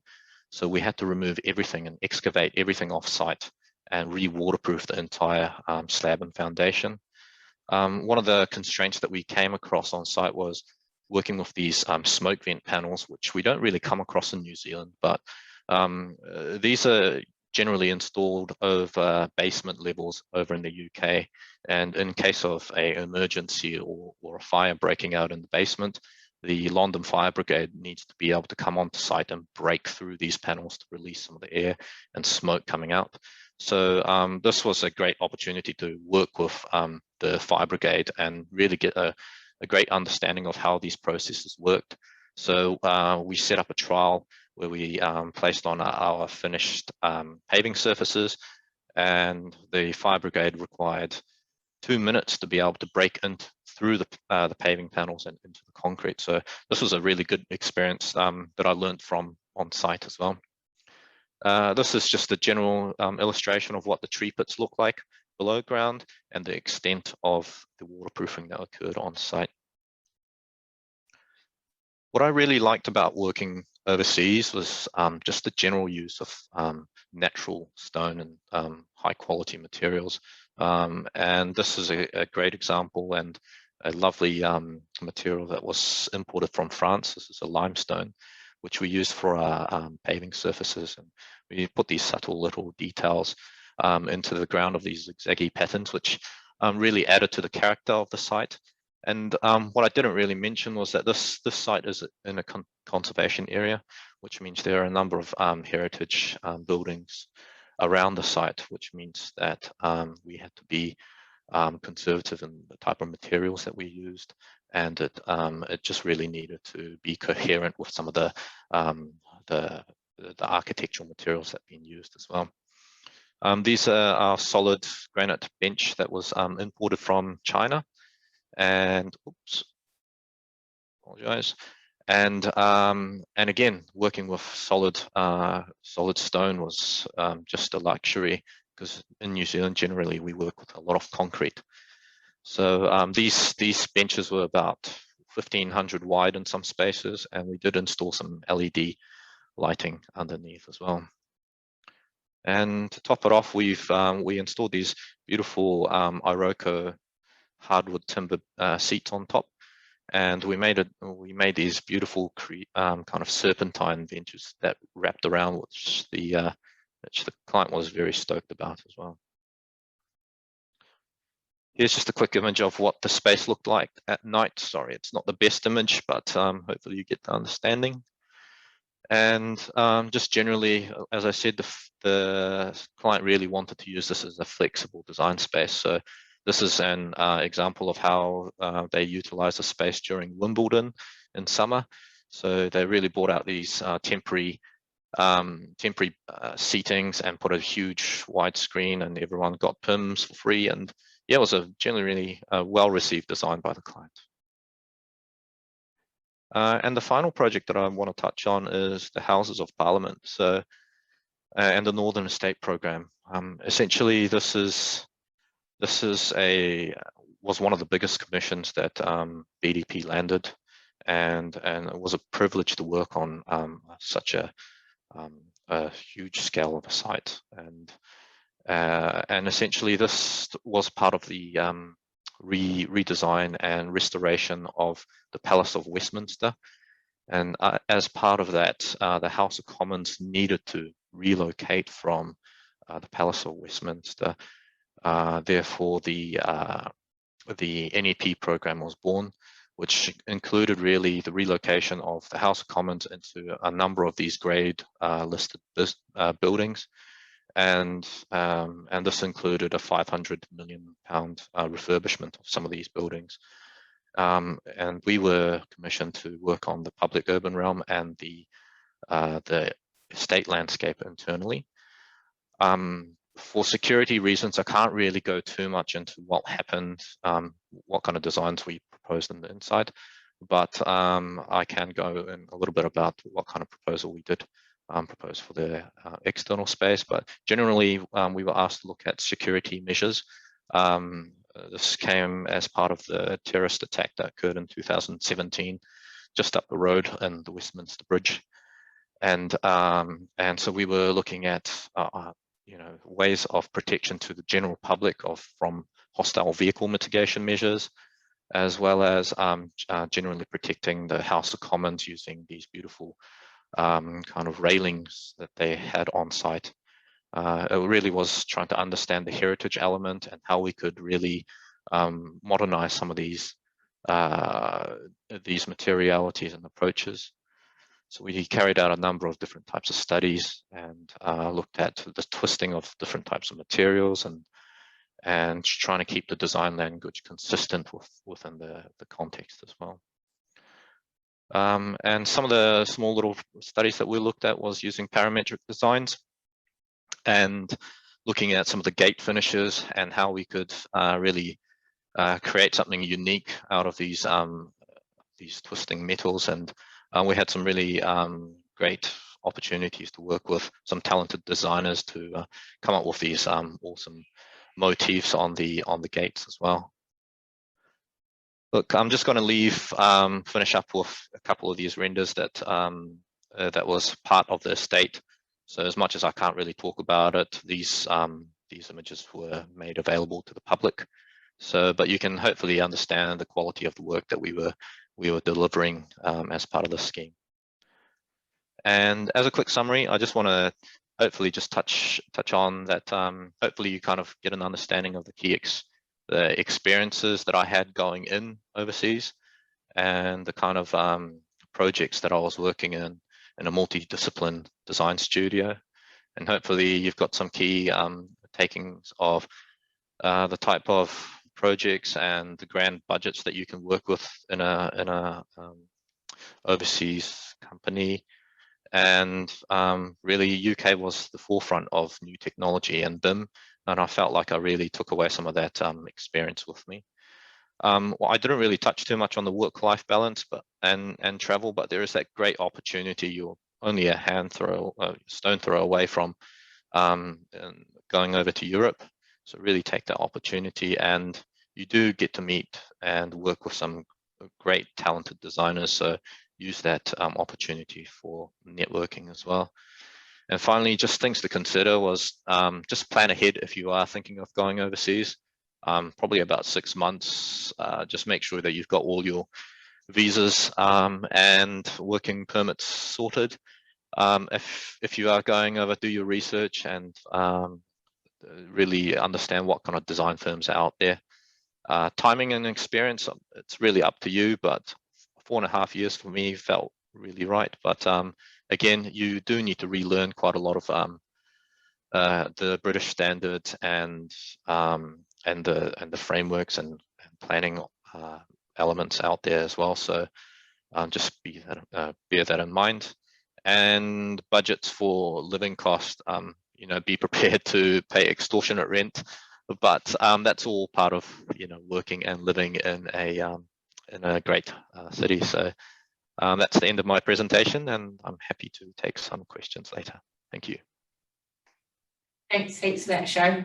And yeah, thanks again to everyone for presenting. For those of you that are still with us, if you do have any questions, if you put them in the Q&A box down the bottom, or just send them in through to me in the chat box, then I can read them out loud and we can get these guys to answer any burning questions that you have. So I'll give you guys a couple of minutes to see if you've got any and send them through. Just quickly, I guess one thing that has become quite apparent from hearing everyone speak today is that although we all work separately for different companies, there's actually quite a lot of overlap between all the landscape architects in the profession. We are obviously quite a small profession compared to, say, architecture. So it's really great working alongside everyone and sharing knowledge and skills. So we've got one question that's come through. So what does the job market look like in the next year for overseas applicants? So yeah, I guess that's probably a question for me, but look, I can really only speak about what's happening over in the UK, but the pandemic has hit them quite hard. But generally, it seems like everything is starting to go back to normal out there. So as far as I'm aware, companies like BDP are still hiring, and there's grand opportunities to still work on these projects out there. And the construction industry really never stops. So I think there's still great opportunities to work out there. I'll just, I guess, add to that from I know the question is about overseas, but from a New Zealand perspective, everyone I've spoken to in our profession is slammed with work, and there's a ton of jobs out there and a ton of work out there. So at this stage, COVID hasn't had a huge impact on our profession, and for landscape, there's still a lot of work that's been going, that's underway, and I guess the government's funding has injected quite a lot into that as well, which has been great.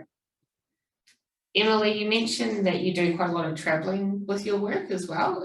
So I guess even though you're in, say, Christchurch in your office, you are getting to kind of move, and this is, I guess, for everyone, getting to move around the country quite a lot as well, remotely working and then kind of popping up for site visits. Yeah, I think, well, pre-COVID, we were traveling quite a lot, and even, I guess, abroad, into the islands, Oz as well. But now it's sort of more confined, obviously, more locally. But I guess we do quite a lot of work in the region, so connect quite a lot into Queenstown. But then obviously come up to what we'd call the mothership in Auckland and catch up with people in that regard as well, which is good, really good opportunities in those spaces to get out and actually explore the country and see places that you haven't seen before. I think that's probably the best, and actually getting to work with local communities is probably the best part in different parts of the different corners of the country. And Matt, you mentioned that you kind of do a lot with understanding of the planning side of landscape architecture as well. I guess that crossover with planners and I guess the importance or the benefit you get in understanding about that planning side of it. Is that something that you learned on the job as you kind of got into the profession and started working on these projects and understanding the district plan? Yeah, that's a great question. It's something I've tried to talk to some of the different universities about. I have learned majority of it. That was something that was implied and through a couple of the courses I did at university, but yeah, it's been mostly learned through project experience and working with a number of people that have worked in that kind of landscape planning area for some time. So as I say, I started with Dennis Scott, who's sole practitioner, specializes in it, and then when I came to Isthmus, working with Gavin Lister, who's been in the area, and he just wrote Te Tangi Atu Manu with Rachel DeLambert and Alan Titchener and a working group, which is the landscape assessment guidelines. So it's definitely an area that you learn as you gain experience working. But it's a really important part of landscape architecture. So it's, as I say, I've been having little conversations on the side around, hey, can we get this a little bit more into universities? So it's understood. Yeah. Great. So we've had a couple of questions come through. So first one is, how valid is the New Zealand education compared to others overseas? So if anyone's got any input. I might just add to that. I've obviously only worked in Sydney, but out of my class that graduated from Wellington, we had people working in New York, London, Amsterdam, Oslo. So certainly a New Zealand education is quite highly sought over, I think, especially from what I've heard in the London market. Kiwis, they really want Kiwis over there. So I think it's probably just putting some feelers out there and see what comes back, but certainly no handbrake. Yeah, they support that from what I've heard from friends of mine that went over there. Kiwis are super sought after. Yeah, I agree with both of you guys.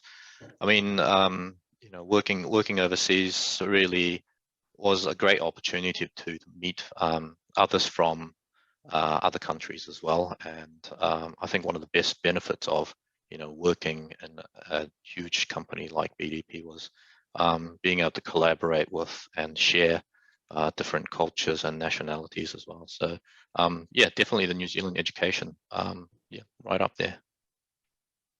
Great.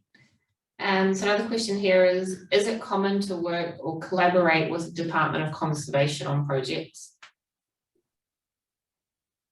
I wouldn't jump to common, but I would say we are a very important part of their thinking. But that's not to stop a landscape architect working for Department of Conservation.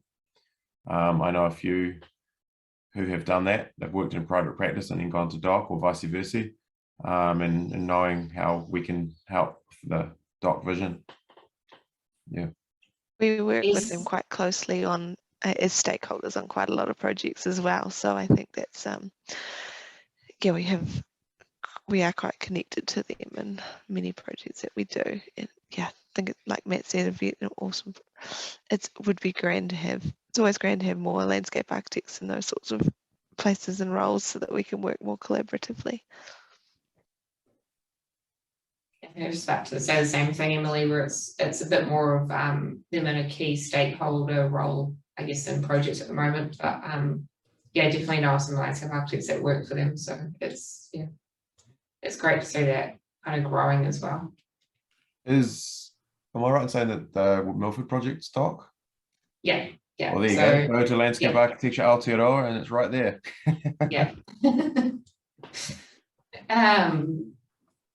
Cool. So, is there any disadvantages to working in a big firm in terms of the type of projects done?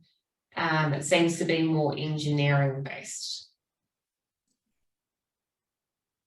I can answer that from my perspective, but I think Emily might want to jump in on that engineering part at the end there. Yeah, go for it. Okay. I don't see it as a disadvantage. I see it as you work on diverse projects. You see a lot of big companies doesn't necessarily mean you put in a little hole. You actually get, you can, if you apply yourself, you get exposure to a lot of different types of work, various scales, various complexities. That could be from little simple pocket park street work right through to national level roading infrastructure, or urban centres and that sort of thing. So you do, just because you work for a big company doesn't necessarily mean you're put in a box of landscape over here sort of thing. So that's my thoughts on that. Yeah, I agree. And we do, like, I guess you get to work alongside, like, off the back of engineering projects, but we actually do have our own clients as well. So we do our own like landscape projects as well. And yeah, like Matt said, across a range of different scales. Just depends what you're into. Like, I mean, it's not for everyone. It's quite different than it is to work for a smaller firm. Like, obviously we don't do the residentials and the smaller scale developments, but yeah, really you just got to go with what you really enjoy, I think.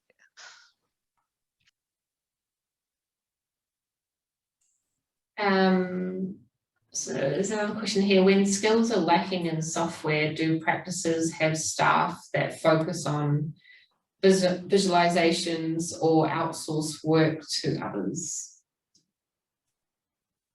I might answer that one.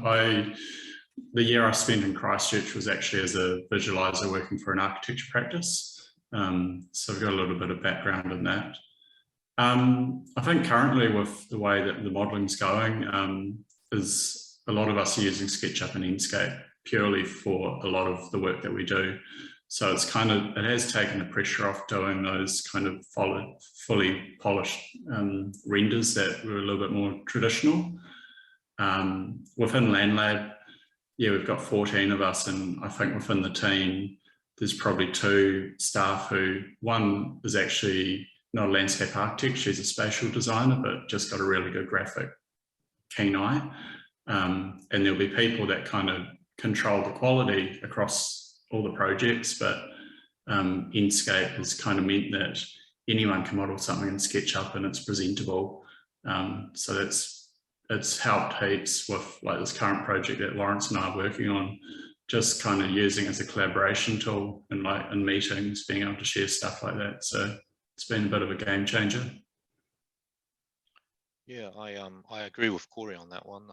Yes, certainly over the years, the visualization and 3D modeling has really become a lot easier, and the likes of Inkscape or Lumion is probably some software that we've been using quite recently. For BDP, we did have internal visualizers, and they were just solely focused on creating visual representations, but doesn't mean that it's not a skill that I definitely think it's a skill that landscape architects should have.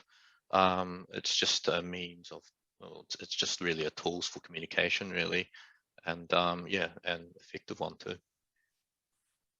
Yeah, I might add to that as well.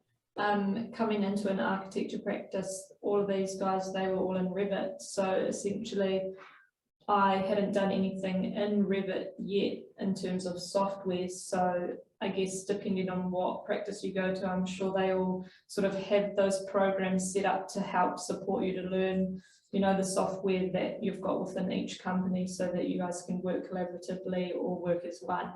And then I guess, yeah, because a lot of the stuff is the larger sort of scale projects, they are going towards BIM technology. So it makes the coordination between all disciplines quite harmonious. So essentially, yeah, with DGSE, we give a lot of support around software, updating ourselves on software and keeping up to play with, you know, everything everyone's using. And then in terms of visualizations and things that people are good with and that they work well with, we sort of support that. And if you want to go into the realm of doing more visualizations and you really enjoy doing things like that, then we support that. And you sort of go into the aspect of design. And then, you know, for the likes of me working with the architects as well, when I don't get to work in that space where they are creating visualizations for the architecture, I'm just sitting in there to make sure that the context and the landscape design stuff is really really talking to the plans and the elevations and the details that we're doing, so that those visualizations are sort of working with our other sort of drawings that we're producing.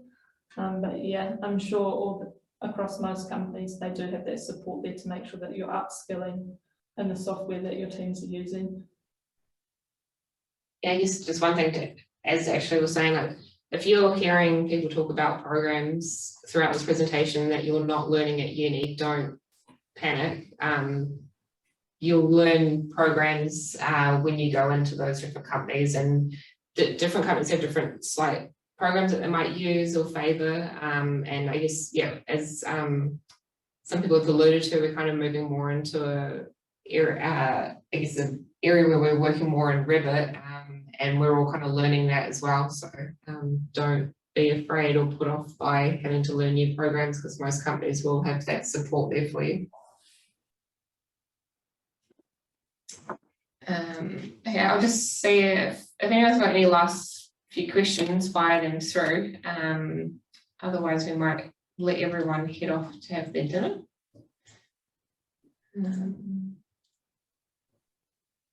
Ordered a burger. Yeah, or your first night of takeaways. Yeah. Exciting. I'll answer that one. It's sorry, you Okay. I just The saw it takeaway. pop up on the screen. You can see it. Oh yeah, so there's a question around physical models becoming a thing of the past. No. The ability to visualize those, noticing how way Cory and the others talking to a second ago around this is around communicating. How do you communicate something? How do you test something? If you can test it in a physical manner, then that's a really, really useful tool. Just because something's digital doesn't mean it's better. If you can create something physical and look around it, it's a huge part of the design process still. We, you know, as to reiterate, as design and digital platforms evolve and become better, you can't lose sight of where they came from, which is what that's manifesting itself out of. So I'm very passionate on please keep building models. I guess the physical models are changing a little bit in terms of that we can now use 3D printers. 3D printing, yeah. You know, things like that. Yeah. I think like Landlab, we don't do a lot of physical modelling, but when we do, it's to convey something that's really simple that the digital model isn't. And then you can put it in front of a client and then suddenly they see a relationship between two things and it makes sense. It's usually kind of, yeah, making that connection a little bit more direct. And there's a lot to be said still around having samples of materials as well. Yeah. You know, show clients is, you know, it might not be a full model of something, but it could be a sample of that materiality to explain the feel and the look of it. All right. Well, if there's no more questions, we might wrap it up and let Cory go and enjoy his first night of takeaways. So yeah, just again, thanks very much to all our speakers tonight for taking the time out to kind of share their different experiences. And hopefully for those that are listening in, you've learned something, or it's given you a bit of food for thought as you go into your final year or final few years of university. So yeah, thanks very much everyone, and enjoy your evening.